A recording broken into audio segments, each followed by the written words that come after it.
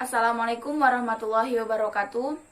Segala puji dan syukur marilah kita panjatkan kehadirat Allah Subhanahu wa taala, karena dengan limpahan rahmat, taufik dan hidayahnya kita masih diberikan kesehatan sampai saat ini.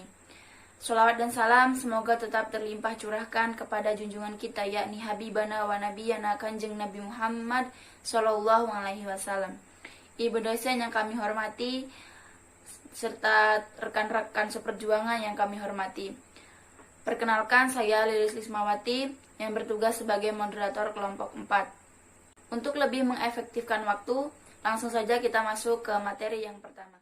Assalamualaikum warahmatullahi wabarakatuh. Perkenalkan, nama saya Abdul Rojak dari kelompok 4 akan membahas pengertian ragam bahasa. Ragam bahasa adalah salah satu alat komunikasi. Melalui bahasa, manusia dapat saling berhubungan atau berkomunikasi, saling berbagi pengalaman, saling belajar dari yang lain, dan dapat meningkatkan intelektual. Bahasa Indonesia memiliki banyak ragam, dikarenakan bahasa Indonesia sangat luas pemakaiannya dan bermacam-macam ragam penuturnya. Oleh karena itu, penutur harus mampu memilih ragam bahasa yang sesuai dengan keperluannya, apapun latar belakangnya. Bila mana setiap orang dapat menggunakan bentuk-bentuk kebahasaan itu sesuai dengan jenis ragamnya, maka ragam bahasa lebih mudah untuk dipahami dan dicermati. Bahasa Indonesia memiliki ragam bahasa yang tidak sedikit jumlahnya. Bahkan, saya boleh mengatakan ragam atau laras bahasa itu banyak sekali jumlahnya, karena berbagai pertimbangan kepentingan dan perhitungan konteksnya. Hadirlah ragam-ragam bahasa yang wujudnya dapat bermacam-macam. Berikut pengertian ragam bahasa menurut para ahli, diantaranya yang pertama menurut Weizmann 1990, ragam bahasa diartikan sebagai variasi bahasa menurut pemakaian yang berbeda-beda menurut topik yang dibicarakan serta menurut medium pembicara. Yang kedua menurut Peaceman id 1968 mengatakan bahwa suatu ragam bahasa, terutama ragam bahasa jurnalistik dan hukum, tidak menutup kemungkinan dapat menggunakan bentuk kosakata ragam bahasa baku agar dapat menjadi panutan bagi masyarakat pengguna bahasa Indonesia.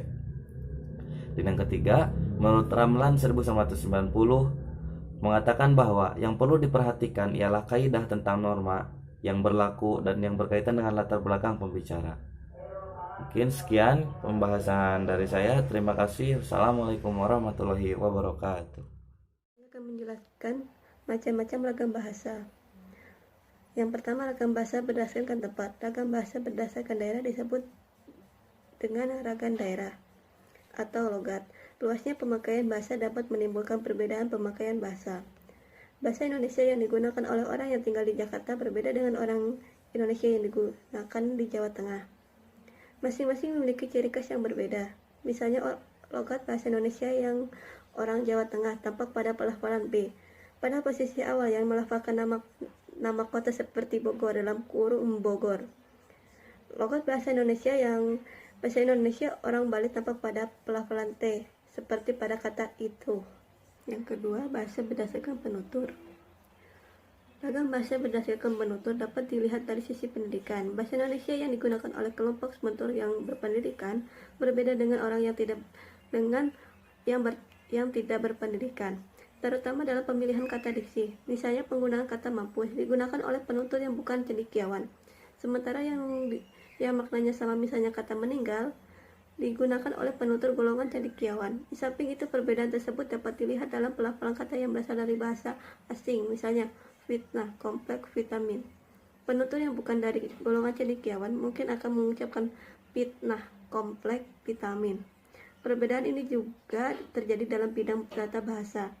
Misalnya, membawa, seharusnya membawa. Selain itu, bentuk kata dan kalimat pun sering menanggalkan awal yang seharusnya dipakai. Perkenalkan, nama saya Rizka Fahira dari Prodi Senra Tasik. Di sini saya akan menjelaskan tentang ragam bahasa berdasarkan penggunaan. Nah, dalam kehidupan sehari-hari banyak pokok persoalan yang dibicarakan. Dalam memberikan pokok persoalan yang berbeda-beda digunakan dengan bahasa, misalnya dalam lingkungan kedokteran, hukum, pers. Bahasa yang digunakan dalam lingkungan, misalnya lingkungan ekonomi, perdagangan, olahraga, seni, dan teknologi. Ragam bahasa yang digunakan menurut pokok persoalan atau bidang pemakaian ini dikenal pula dengan bahasa istilah laras bahasa. Perbedaan itu nampak dalam pilihan atau penggunaan sejumlah kata atau istilah dengan ungkapan yang khusus digunakan dalam bidang tersebut. Misalnya, di masjid, gereja, dan vihara merupakan kata-kata yang digunakan dalam bidang agama.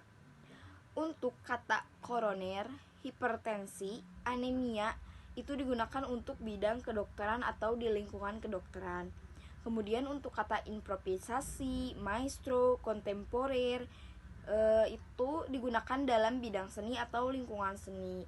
Untuk lingkungan hukum biasanya menggunakan kata pengacara, duplikat, terdakwa, dan yang terakhir yaitu pemakaian kata pemanasan, peregangan, wasit itu digunakan dalam bidang olahraga atau lingkungan olahraga. Nah, kalimat ini pun yang digunakan berbeda-beda sesuai dengan pokok persoalan yang dikemukakan. Selanjutnya, kalimat untuk undang-undang berdasarkan pasal 44 yaitu nomor 7 tahun 1987 tentang perubahan atas UU nomor 6 tahun 1982 tentang hak cipta.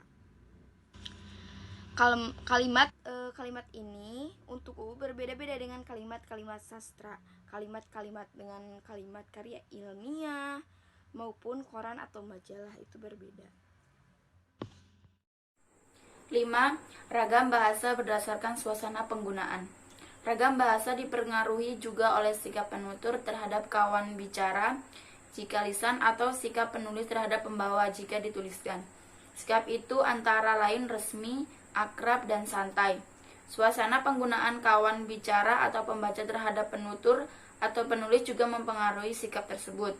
Misalnya, kita dapat mengamati bahwa seseorang bawahan atau petugas ketika melapor kepada atasannya. Jika terhadap jarak antara penutur dan kawan bicara atau penulis dan pembaca akan digunakan ragam bahasa resmi atau bahasa baku. Makin formal jarak penutur dan kawan bicara akan makin resmi dan makin tingkat kebakuan bahasa yang digunakan. Sebaliknya, makin rendah tingkat keformalannya, makin rendah pula tingkat kebakuan bahasa yang digunakan. Dalam penggunaannya, bahasa Indonesia mengalami perbedaan. Perbedaan tersebut antara lain terjadi pada suasana dalam penyampaiannya. 1. Bahasa resmi. Dalam suasana ini, bahasa yang digunakan cenderung formal. Struktur bahasa tertata, sopan, dan resmi dalam penyampaiannya. 2. Bahasa santai. Dalam suasana santai, penggunaan bahasa Indonesia menggunakan bahasa yang santai pula, yang tidak menggunakan kata-kata yang formal. Struktur cenderung kurang tepat dan terkesan akrab. Pengertian ragam baku dan tidak baku. Ragam baku. Ragam baku adalah ragam yang dilembagakan dan diakui oleh sebagian besar warga masyarakat pemakaiannya sebagai bahasa resmi dan kerangka rujukan norma bahasa dalam penggunaannya. Ragam baku mempunyai sifat-sifat sebagai berikut. 1. Kemantapan dinamis. Mantap artinya sesuai dengan kaidah bahasa. Kalau kata rasa dibubuhi kata pe, akan terbentuk kata perasa. Kata raba dibubuhi pe akan terbentuk kata peraba. Oleh karena itu, menurut kemantapan bahasa, kata rajin dibubuhi pe akan menjadi perajin, bukan pengrajin. Kalau kita berpegang mantap, kata pengrajin tidak dapat kita terima. Bentuk-bentuk lepas tangan, lepas pantai, dan lepas landas merupakan contoh kemantapan kaidah baku. Dinamis artinya tidak statis, tidak kaku. Bahasa baku tidak menghendaki adanya bentuk mati. Kalau langganan mempunyai makna ganda, yaitu orang yang berlangganan, dalam hal ini tokohnya tersebut, langganan dan orang yang berlangganan ini disebut pelanggan. 2. Cendikia. Ragam baku bersifat cendikia karena ragam baku dipakai di tempat-tempat resmi. Pewujud ragam baku ini adalah orang-orang yang terpelajar. Hal ini dimungkinkan oleh pembinaan dan pengembangan bahasa yang lebih banyak melalui jalur pendidikan formal. Di samping itu, ragam baku dapat dengan tepat membersihkan gambaran apa yang ada dalam otak pembicara atau penulis. Selanjutnya, ragam baku dapat memberikan gambaran yang jelas dalam otak pendengar atau pembaca. Contoh kalimat yang tidak cendekia. Rumah sang jutawan yang aneh akan dijual. Frasa rumah sang jutawan yang aneh mengandung konsep ganda, yaitu rumahnya aneh atau sang jutawan yang aneh. Dengan demikian, kalimat itu tidak memberikan informasi yang jelas. Agar menjadi cendekia, kalimat tersebut harus diperbaiki sebagai berikut. 1. Rumah aneh milik sang jutawan akan dijual. Rumah milik sang jutawan aneh akan dijual. 3. Seragam. Ragam baku bersifat seragam. Pada hakikatnya, proses pembakuan bahasa ialah proses penyeragaman bahasa. Dengan kata lain, pembakuan bahasa adalah pencarian titik keseragaman. Pelayanan kapal terbang dianjurkan untuk memakai istilah pramugara dan pramugari. Andaikan ada orang yang mengusulkan ada bahwa pelayar kapal terbang disebut steward atau stewardess, dan penyerapan itu seragam, kata itu menjadi ragam baku. Akan tetapi, kata steward dan stewardess sampai dengan saat ini tidak disepakati untuk dipakai. Yang timbul dalam masyarakat ialah pramugara dan pramugari. Yang kedua ada ragam tidak baku. Ragam tidak baku adalah ragam yang tidak dilembagakan dan ditandai oleh ciri-ciri yang menyimpang dari norma ragam baku. Assalamualaikum warahmatullahi wabarakatuh. Perkenalkan, nama saya Aulia Hasan Mukiban, Prodi Sentra Tasik, NIM C2088209019. Insya Allah di sini saya akan menjelaskan sedikit tentang pengertian ragam sosial dan fungsional. Untuk yang pertama, ragam sosial. Baik ragam lisan ataupun ragam tulis, bahasa Indonesia ditandai pula oleh adanya ragam sosial, yaitu ragam bahasa yang sebagai norma dan kaidahnya didasarkan atas kesepakatan bersama atau kesepakatan kemasyarakatan lingkungan sosial yang bersangkutan. Dalam hal ini, ragam baku nasional dapat pula berfungsi sebagai ragam sosial yang tinggi, sedangkan ragam baku daerah atau ragam bahasa sosial yang lain merupakan ragam sosial dengan nilai kemasyarakatan yang rendah. Untuk pengertian kedua, yakni ragam fungsional. Yang kadang-kadang disebut ragam profesional adalah ragam bahasa yang dikaitkan dengan profesi, lembaga, lingkungan kerja. Dalam kenyataannya, ragam fungsional menjelma sebagai bahasa negara dan bahasa teknis atau teknologi, kedokteran, dan keagamaan. Mungkin sekian dari saya. Wassalamualaikum warahmatullahi wabarakatuh.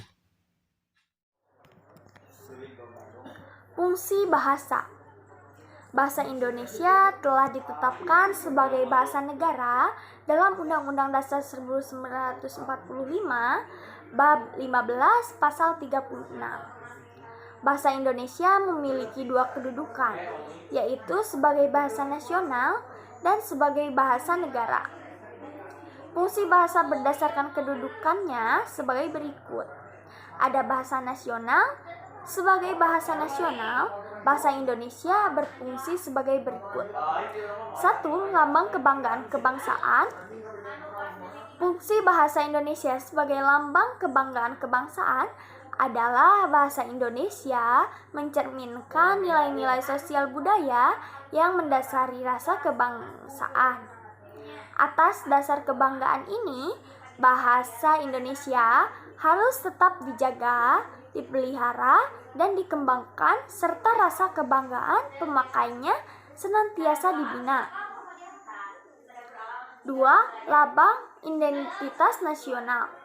Fungsi bahasa Indonesia sebagai identitas nasional adalah yang mengarah pada penghargaan terhadap bahasa Indonesia selain bendera dan lambang negara. Di dalam fungsinya, bahasa Indonesia tentulah harus memiliki identitasnya sendiri sehingga serasi dengan lambang kebangsaan yang lain. Bahasa Indonesia memiliki identitasnya hanya apabila masyarakat pemakainya, terutama kaum muda dan pelajar, membina dan mengembangkannya sedemikian rupa sehingga bersih dari unsur-unsur bahasa lain. 3. Alat pemersatu suku, budaya, dan bahasanya. Bahasa Indonesia sebagai alat pemersatu suku, budaya, dan bahasa maksudnya adalah bahwa bahasa Indonesia memungkinkan keserasian di antara suku-suku budaya dan bahasa di Nusantara tanpa harus menghilangkan identitas kekuasaan dan kesetiaan kepada nilai-nilai nasional budaya serta latar belakang bahasa daerah yang bersangkutan. Lebih dari itu, dengan bahasa nasional ini, masyarakat dapat melakukan kepentingan nasional jauh di atas kepentingan daerah atau golongan. 4. Alat perhubungan antar warga, antar daerah, antar budaya. Bahasa Indonesia memiliki peranan yang vital di masyarakat umum dan di nasional.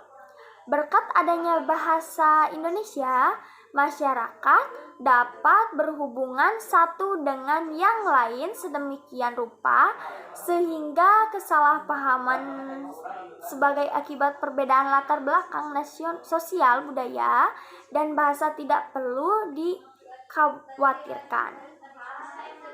Masyarakat dapat berpergian ke seluruh pelosok tanah air dengan hanya memanfaatkan bahasa Indonesia sebagai satu-satunya alat berkomunikasi.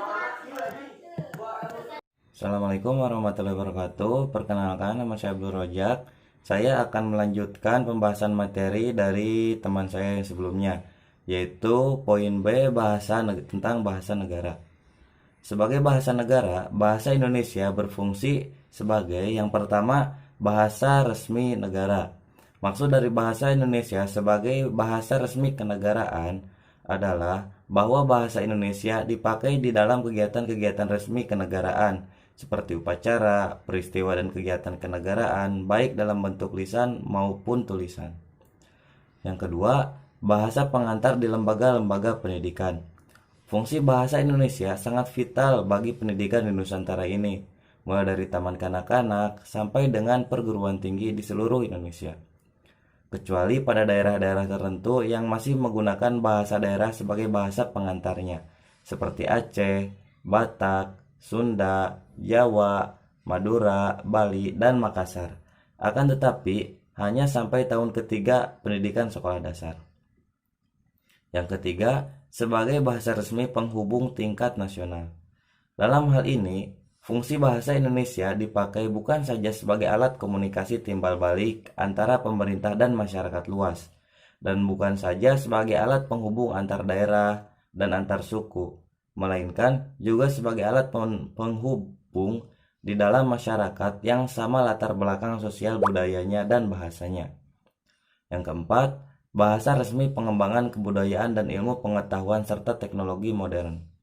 Di dalam hubungan ini, fungsi bahasa Indonesia adalah satu-satunya alat yang memungkinkan masyarakat membina dan mengembangkan kebudayaan nasional sedemikian rupa sehingga bahasa Indonesia memiliki ciri-ciri dan identitas sendiri yang membedakan dengan kebudayaan daerah lainnya.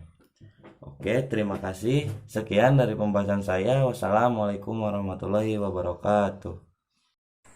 Dari uraian di atas, dapat disimpulkan bahwa bahasa Indonesia mengajarkan masyarakat Indonesia untuk menggunakan bahasa Indonesia yang baik dan benar, baik secara lisan maupun penulisan yang sudah akurat. Dan sebaiknya kita memperhatikan dalam penulisan harus sesuai dengan EYD karena penggunaan ejaan ini adalah resmi dalam sebuah ragam tulisan. Karena bahasa Indonesia merupakan bahasa yang nasional, yang artinya bahasa tersebut merupakan bahasa pengantar sehari-hari yang memudahkan kita untuk berkomunikasi.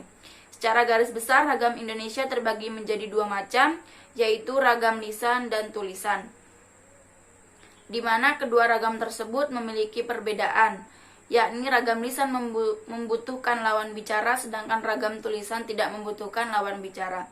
Ragam lisan pun akan tetap dapat dimengerti walau tanpa subjek, predikat, objek, dan keterangan. Mungkin cukup sekian presentasi dari kelompok kami. Kurang lebihnya mohon dimaafkan karena kami masih dalam tahap belajar. Wassalamualaikum warahmatullahi wabarakatuh.